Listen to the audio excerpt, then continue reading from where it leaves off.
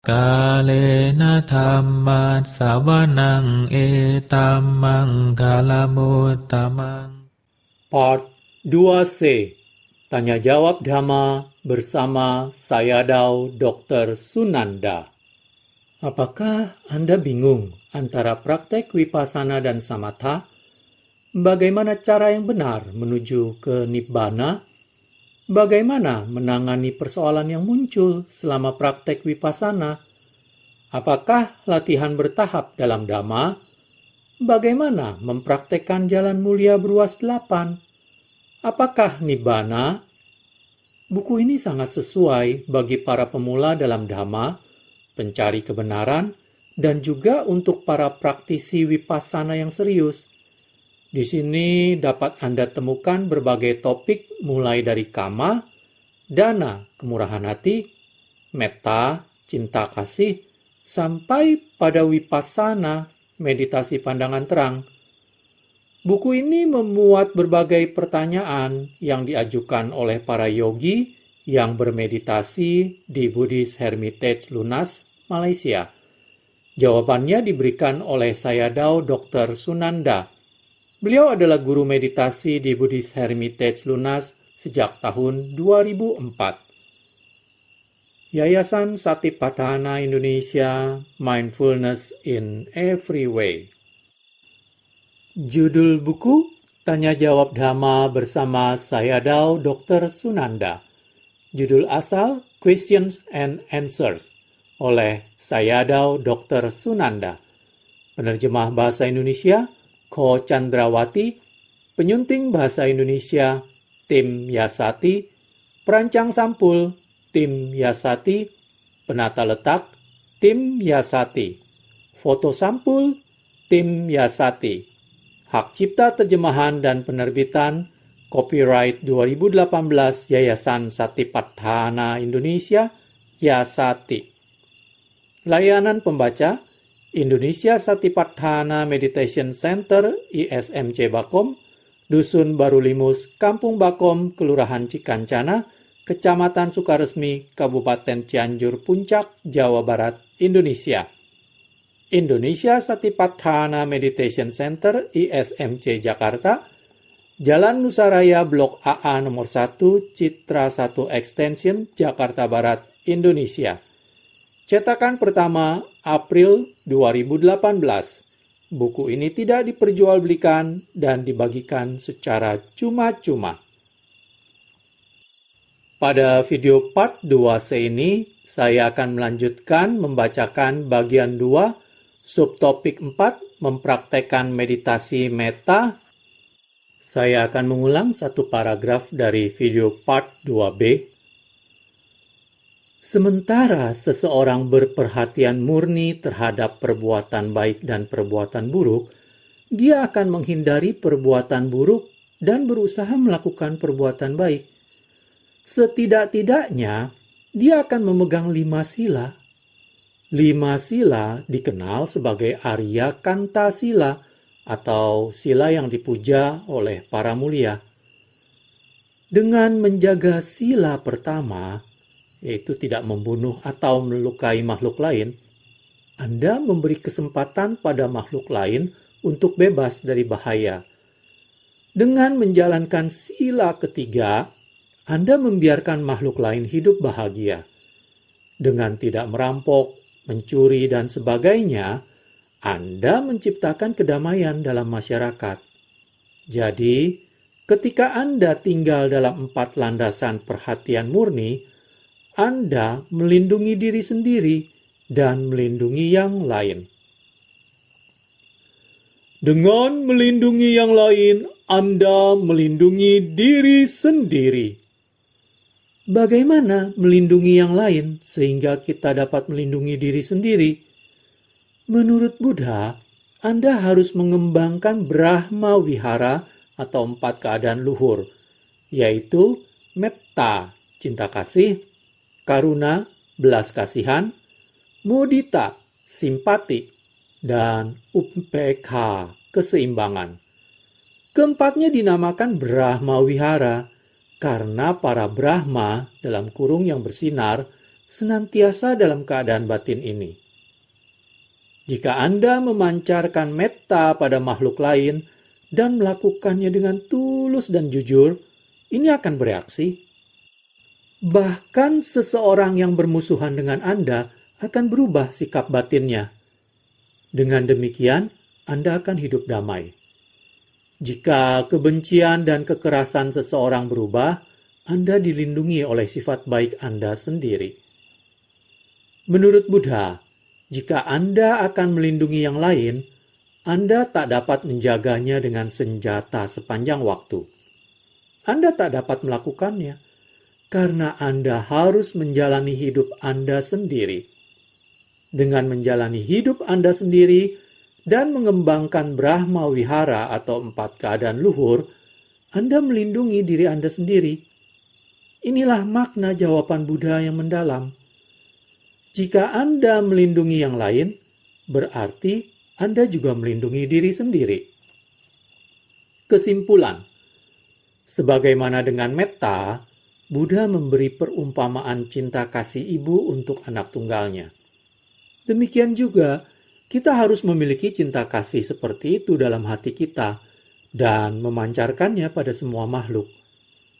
Jika Anda tak mempunyai waktu untuk duduk bermeditasi, sebagian-bagian dari kegiatan Anda sehari-hari, Anda masih dapat memancarkan metta pada semua makhluk dengan 3 cara berikut. 1. Semoga semua makhluk tentram dengan berbagi kebajikan atau cinta kasih. 2. Semoga semua makhluk tentram dengan berbagi kebahagiaan. 3. Semoga semua makhluk tentram dengan saling melindungi. Seperti dijelaskan di awal, Buddha telah menjabarkan cara ketiga perlindungan timbal balik dengan menggunakan contoh 2 peakrobat untuk menunjukkan pentingnya melindungi diri sendiri. Sebagai tambahan, jika Anda menjalankan 4 landasan perhatian murni, Anda melindungi diri sendiri, yang berarti Anda juga melindungi pihak lain. Dengan mempraktekkan Brahma Wihara, Anda melindungi yang lain, yang berarti melindungi diri Anda juga. Itulah yang diajarkan Buddha tentang bagaimana memancarkan metta dalam Karaniya Metta Sutta. Anda dapat mempraktekkan metta sampai mencapai Appana Samadhi atau konsentrasi absorpsi. Anda dapat juga memperoleh 11 keuntungan. Salah satu keuntungan adalah setelah meninggal, Anda dapat terlahir di alam Brahma. Tetapi, jika Anda menghentikan meditasi metta dan berganti berlatih vipassana, Anda bahkan dapat mencapai nibbana dalam kehidupan ini juga. Kita masuk ke subtopik nomor 5. 15 kualitas meditator. Setiap hari, kita mengakhiri kegiatan kita dengan membacakan senandung metta chanting atau senandung metta. Sebenarnya, praktik ini bukan pembacaan, tetapi merupakan meditasi samatha atau ketenangan. Dalam pembacaan metta dan menurut metode Patisambhida, kita membaca Ahang awero homi, abhya pajo homi, aniggo homi, suki atanang pariharami. Semoga saya bebas dari kebencian dan bahaya. Semoga saya bebas dari penderitaan mental. Semoga saya bebas dari penderitaan fisik. Semoga saya dapat menjaga diri sendiri dengan bahagia. Cara kedua, mengembangkan metta adalah sesuai dengan instruksi yang diberikan dalam Karaniya Metta Sutta atau ceramah tentang cinta kasih. Mari kita pelajari wacana ini, karena sangat penting untuk meditasi kita. Pada bagian pertama sutta ini, Buddha menjelaskan 15 keadaan atau kualitas mental untuk dikembangkan oleh semua meditator. agar dapat membantu mereka maju dalam meditasi. Keadaan batin ini bermanfaat untuk dikelola atau dikembangkan karena mereka sangat membantu baik dalam kemajuan spiritual maupun untuk mencapai kesejahteraan dan kenyamanan dalam kehidupan duniawi. Buddha memulai dengan tuntunan parikama atau persiapan yang tak hanya ditujukan pada meditator yang berlatih meditasi metta, tetapi juga untuk meditasi samatha atau ketenangan dan vipassana pandangan terang. Sangat bermanfaat bagi meditator untuk mengembangkan 15 kualitas mental ini. Beliau mengatakan, meditator yang ingin menjadi seorang yang luhur harus mengembangkan kualitas mental yang baik ini. Berikut adalah 15 kualitas mental itu. 1. Sakko atau mampu. Dalam sutta ini Buddha memulai dengan Karaniya mata kusalena yantang santang padang abisa meca sako ujuca. Syarat pertama kekuatan mental yang Buddha berikan pada kita untuk dikembangkan adalah sakko. Kita harus mempunyai usaha spiritual atau dorongan spiritual untuk memperoleh kemajuan spiritual. Dalam istilah duniawi, mampu berarti kita harus mengembangkan kemauan. Sakko sesungguhnya berarti adhigama saddha, keyakinan atau kepercayaan kuat pada praktek Anda. Anda harus mengetahui atau Anda harus jelas mengerti apa yang Anda lakukan, sehingga keyakinan Anda akan memberi energi untuk berusaha mendapat manfaat dalam mempraktekkan meditasi. Jadi sakko berarti Anda harus mencoba membangun kemampuan Anda dan tidak mudah menyerah ketika mengalami ketidaknyamanan atau ketidakserasian dalam latihan Anda. Kecenderungan umum adalah menyerah ketika menghadapi situasi begitu. Buddha mengatakan seseorang harus mempunyai sakko, yaitu dia harus membangun energi yang kuat atau kemauan batin. 2 dan 3. Uju dan suhuju. Jujur, terus terang. Uju berarti jujur. Dalam suhuju, su adalah kata penekanan. Karena itu, suhuju berarti sangat jujur atau berterus terang. Jadi, seorang meditator harus sangat jujur dan berterus terang selama praktek spiritual. Sebenarnya, kedua hal itu saling menguatkan kualitas masing-masing. Seseorang jangan berpura-pura atau dangkal dan goyah dalam semangatnya. Tetapi, dia harus jujur dan berterus terang dalam mengejar kemajuan spiritual. 4. Suaco casa, harus patuh. Asa berarti harus. Sementara suaco berarti kita harus patuh. Setelah meditator memilih guru yang tepat, dia harus patuh pada gurunya. Tentu saja tidak bijaksana untuk menerima segala sesuatu secara membuta. Tetapi, ketika selama praktek Anda mempunyai guru yang dapat diandalkan, Anda harus patuh dan menerima nasihat dari guru Anda. Anda harus mudah menyesuaikan diri dan menerima apa yang benar, logis, dan masuk akal. Kalau seseorang keras kepala dan tidak terbuka, sulit bagi guru untuk mengajar orang seperti ini dan memberikan bimbingan yang layak demi kemajuan meditasi. 5. Mudu, lembut. Buddha mengatakan bahwa seseorang yang berjuang demi kemajuan spiritual harus lemah lembut. Dia harus lemah lembut dalam ucapan, tindak tanduk, dan pikiran. Lemah lembut berarti seorang harus sopan dan beradab. Ada orang yang sangat kasar dan tidak sopan dalam ucapan maupun tindak tanduknya. 6. Anatimana, tidak sombong. Anatimana berarti tidak sombong. A adalah awalan negatif dalam bahasa Pali. Atimana berarti sombong. Congkak atau bangga. Jika seseorang congkak, dia tidak akan patuh pada guru meditasinya untuk menerima tuntunan yang benar. Buddha mengatakan, seseorang tidak boleh memiliki atau mempraktikkan atimana. Dia juga harus menghindari kesombongan dan kebanggaan. 7. Santusako, kepuasan. Seseorang harus puas dengan apapun yang ada saat itu. Jika dia sangat pemilih dan rewel mengenai 4 kebutuhan, yaitu makanan, pakaian, tempat tinggal, dan obat-obatan, sikap ini akan menjadi hambatan bagi kemajuan spiritualnya. 8. Subhara, mudah dilayani. Seorang meditator harus mudah dilayani.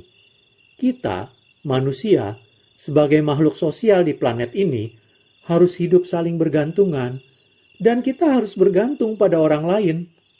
Jadi, ketika sedang melakukan meditasi intensif untuk mencari kemajuan spiritual, kita harus bergantung pada pendukung kita untuk menopang atau membantu kita dengan kebutuhan dasar. Karena itu, kita harus mudah untuk dilayani. Kalau kita terlalu rewel dan pemilih, akan sulit bagi para pendukung untuk melayani kita. 9. Appa kinca, dengan sedikit tugas. Appa kicho berarti tidak sibuk dengan hal-hal duniawi yang tidak perlu atau remeh. Ada orang yang berjenis suka sibuk. Mereka sibuk dalam segala hal. Ketika seseorang berjuang untuk mencapai kemajuan spiritual, dia harus mengutamakan latihan meditasinya dan tidak peduli dengan segala hal duniawi yang kecil dan remeh. 10. Salaukawuti, kebutuhan hidup yang sederhana. Seseorang harus dapat hidup dengan 4 kebutuhan dasar yang sederhana dan tidak mempunyai gaya hidup berlebihan. Dia harus dapat menahan segala ketidaknyamanan atau ketidaksesuaian yang ditemui saat bermeditasi. Jadi, ketika Buddha mengatakan Anda menjalani hidup yang sederhana, beliau mengartikan bahwa seseorang harus merasa puas dengan kebutuhan dasar dan memberi lebih banyak perhatian untuk berjuang dalam meditasinya. 11. Santindriyo, pengendalian indera. Santindriyo berarti pengendalian indera. Kita manusia diberkahi dengan 6 organ indera. Dengan mata untuk melihat, telinga untuk mendengar suara, hidung untuk mencium, mulut untuk merasakan, tubuh untuk merasakan sensasi sentuhan, dan pikiran untuk objek batin. Kita harus mengendalikan organ atau pintu indera ini. Tetapi, batin yang tidak terlatih atau tak terkendali tidak terbiasa untuk bermeditasi. Batin biasanya sangat ingin tahu atas objek apapun yang muncul, seperti melihat pemandangan, mendengar suara, atau orang berbicara. Walaupun kita mencoba untuk berkonsentrasi pada apa yang kita lakukan, kita selalu tertarik pada dunia luar. Begitulah kekotoran batin menyerang kita. Karena itu, Buddha berkata, kita harus mempraktekkan pengendalian indera. Seorang meditator harus berlatih sesuai dengan tuntunan yang ada dalam Malukya Putta Sutta. Dalam sutta ini, Buddha berkata, Ditte dittamatang bhavisati, sute sutamatang bhavisati. Dalam melihat, hanya melihat. Dalam mendengar, hanya mendengar. Ketika objek seperti pemandangan atau suara muncul lewat 6 pintu indera, kita seharusnya hanya mencatat dan melepaskannya. Kita jangan terlibat dengan perwujudan ini. Misalnya, tertarik untuk memandang. Seperti yang Buddha sarankan, dalam melihat, hanya melihat. Kita jangan membiarkan batin menilai apakah objeknya menyenangkan atau tidak menyenangkan, agar kekotoran batin tidak muncul. Jika objek inderanya menyenangkan, keserakahan akan muncul. Jika objek indranya tidak menyenangkan, kemarahan akan muncul. Kekotoran-kekotoran batin ini akan mencemari batin kita. 12. Nipako, berhati-hati atau bijaksana. Nipako berarti kita harus berhati-hati. Artinya, kita harus mempunyai kebijaksanaan dalam hidup. Perbuatan apa yang baik dan apa yang buruk. Apa yang menguntungkan bagi kita, apa yang tidak menguntungkan bagi kita. Dan kemudian mencoba untuk mengerti dan mengembangkannya.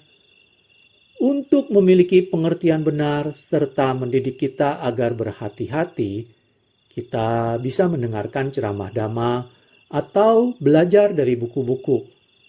Jika tidak, kita akan bertindak salah dan dijerumuskan oleh pihak lain. 13. Ampagabho, rendah hati. Kita harus rendah hati dan tidak terlalu banyak berbicara tentang kemampuan atau harta milik kita. 14. Kulesawana nugidho, tidak melekat pada keluarga. Ini khususnya berlaku bagi para biku saat bermeditasi. Mereka tidak boleh terlalu terlibat atau melekat pada umatnya. Keterlibatan yang erat akan membawa pada kekotoran batin. Meditator awam yang sedang menjalankan retret harus menjauhi keluarga, teman, dan sanak saudara mereka. Pikiran yang mendalam dan keterikatan pada mereka akan menghalangi kemajuan meditasi. Oleh karena itu, Buddha mengatakan, seseorang harus menjauhi kedekatan atau hubungan yang tidak perlu selama retret intensif. 15. Naca kuda macare kinci, melihat bahaya dalam kesalahan sekecil apapun. Buddha mengatakan, jangan menilai perbuatan-perbuatan buruk sebagai hal yang kecil atau sepele. Buddha mengatakan, Anda harus melihat bahaya dalam kesalahan yang sekecil apapun. Kesalahan atau aku salah tidak bermanfaat bagaikan kotoran. Tidak hanya dalam jumlah besar kotoran itu menjijikkan, bahkan sedikit noda atau setitik kotoran pun akan memuakkan atau menjijikkan.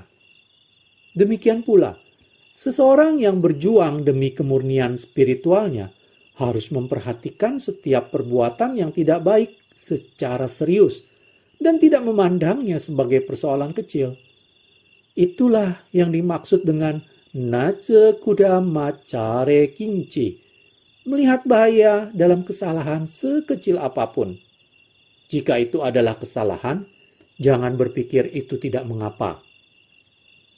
Kita mempunyai ungkapan, dari api yang kecil bisa menyebar seperti kebakaran hutan. Anda mungkin pernah membaca di koran bagaimana kebakaran hutan dapat menyebabkan kerusakan parah bagi kehidupan dan harta benda.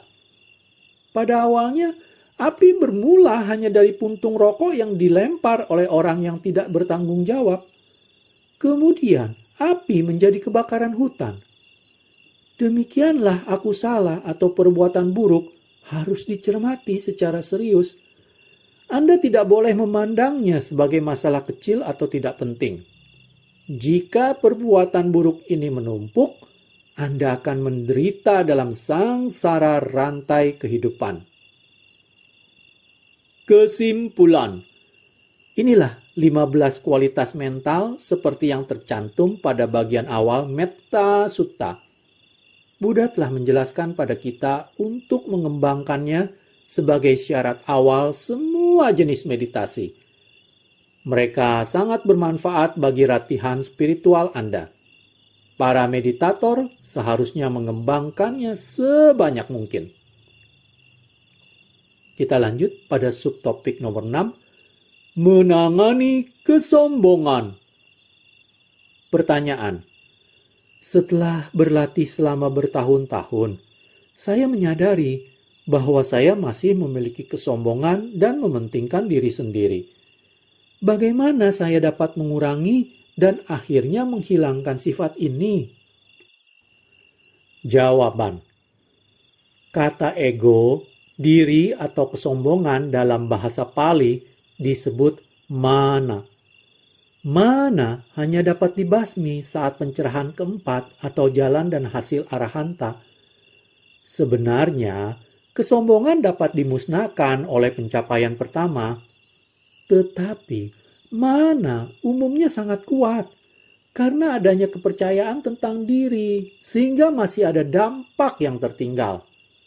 Sebagai contoh, ketika kita memakan makanan yang bercita rasa sangat kuat, bahkan setelah dikunyah dan ditelan, rasa itu masih tetap ada di lidah kita untuk beberapa waktu. Ini kita sebut dampak yang tetap tinggal, karena rasa itu tetap tinggal di mulut. Demikian pula, sejak saat sangsara yang tak dapat diingat lagi atau tanpa awal, kita sudah hidup dengan kesombongan atau mana ini. Sekarang, kita mengenal ajaran Buddha dan berlatih meditasi. Kita berusaha meredakan mana. Jadi, kita tetap memiliki mana ini. Bagaimana mengurangi dan akhirnya membasmi mana? Jawabannya adalah dengan meneruskan meditasi perhatian murni ini. Dalam retret, Anda harus berusaha keras untuk berperhatian murni atas kebenaran tertinggi atau paramattha dhamma. Anda harus mengamati objek meditasi sebagai paramattha dhamma, bukannya konsep konvensional. Sebagai contoh, Anda mendengar suara jam. Biasanya, Anda mencatat sebagai dentingan jam. Sebenarnya tidak ada jam itu. Kebenaran tertinggi adalah suara dan telinga merupakan rupa atau materi. Kesadaran mendengar yang muncul adalah nama. Pada saat itu, hanya ada batin dan materi. Tidak ada aku, telingaku, dentingan jam. Ketika kita mendengar suara, kita cenderung dan segera mengidentifikasikannya sebagai dentingan jam. Ketika kita melihat seseorang, kita segera mengidentifikasikannya sebagai pria atau wanita. Demikianlah, seseorang yang bermaksud membasmi kekotoran batin harus mengarahkan batinnya untuk mengenali objek meditasi sebagai paramattha dhamma atau kebenaran tertinggi, bukannya pannyati atau konsep konvensional. Saya akhiri video part 2C sampai di sini.